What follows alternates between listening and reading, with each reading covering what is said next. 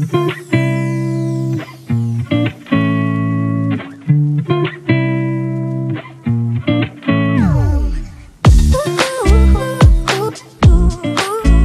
Friends, welcome back to my channel వ్యాండవర్స్.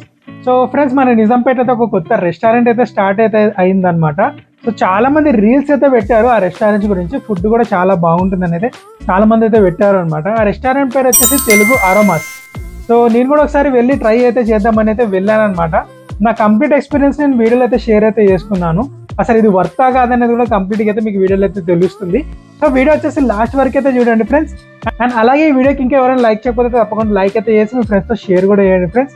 ఒకవేళ మీకు informative అనిపించినట్లయితే video అనేది, ఇంకా వీడియో అయితే స్టార్ట్ అయితే చేసేద్దాం ఫ్రెండ్స్. రెస్టారెంట్ దగ్గరికి అయితే వచ్చేసాం అనమాట.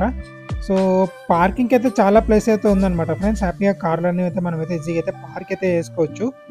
సో ఇదే అనమాట తెలుగు అరోమాస్ బిర్యానీస్ అండ్ పలావ్స్. ఇంకా లోపలికి అయితే వెళ్ళిపోదాం.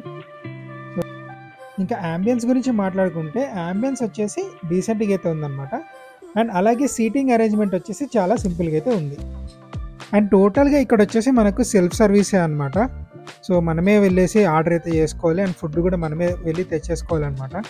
సో అక్కడైతే సర్వ్ చేసే ఆప్షన్ ఉంటే బాగుండేది. అండ్ ఇది వచ్చేసి వాళ్ళ కంప్లీట్ మెనూ. ఒకవేళ మీకు కావాలనుకుంటే మెనూ అనేది పాస్ అయితే పెట్టి మీరు కంప్లీట్గా చూడొచ్చు. అండ్ మేము వచ్చేసి చిట్టి ముత్యాలు ఫ్రైడ్ పలావ్ ఒకటి అయితే ఆర్డర్ అయితే చేసాం. అండ్ అలాగే కాంబో అయితే ఒకటైతే ఆర్డర్ అయితే చేసాం అనమాట. సో కాంబోలో వచ్చేసి 2 రైసెస్ అండ్ 4 కర్రీస్ అయితే వచ్చాయి. 4 ఫ్రైస్ వచ్చేసి chicken, mutton, prawns and egg ఇవైతే వచ్చాయి అనమాట. అండ్ 2 రైసెస్లో అయితే ఒక పలావ్ రైస్ అయితే వచ్చింది చిట్టి ముత్యాలది, అండ్ ఇంకోటి గీ రైస్ అంట.